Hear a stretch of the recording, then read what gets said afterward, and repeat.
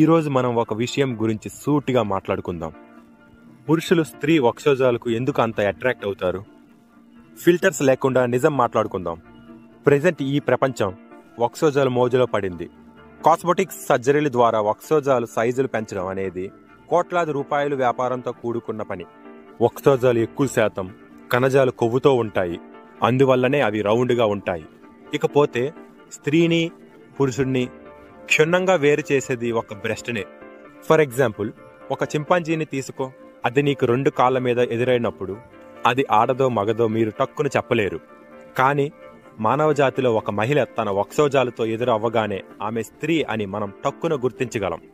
So పాయింట్కి వస్తే, అటు ఆడవారికి గాని ఇటు మగవారికి గాని వక్షోజాల పైన అంత మోజెందుకు? సింపుల్, అది లైంగిక సంకేతాలుగా పనిచేస్తాయి కాబట్టి.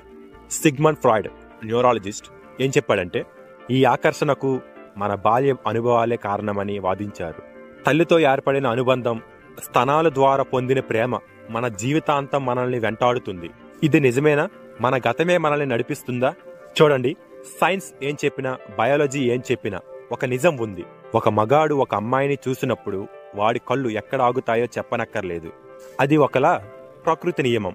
కానీ ఒక్కసారి ఆలోచించండి, ఒక పురుషుడు ఒక స్త్రీని చూసినప్పుడు ఆమె వక్షోజాలను చూసి అబ్బా ఎంత బాగున్నాయా అనుకుంటాడు. పురుషులు స్త్రీల వక్షోజాలకు ఎందుకు అంత ఆకర్షితులవుతారనేది మనం కొన్ని ఉదాహరణలతో ఈ విషయాన్ని మరింత స్పష్టంగా అర్థం చేసుకుందాం. చూడండి, మనం ఇంతకు ముందు మాట్లాడుకున్నట్లుగా ఇది కేవలం జీవశాస్త్రం మాత్రమే కాదు. ఇది కేవలం పైకి కనిపించే అందం మాత్రమే కాదు. ఊహించండి, ఒక పురుషుడు ఒక స్త్రీని చూస్తున్నాడు. అతని కళ్ళు ఆమె వక్షోజాలపై ఆగుతాయి. అక్కడ ఒక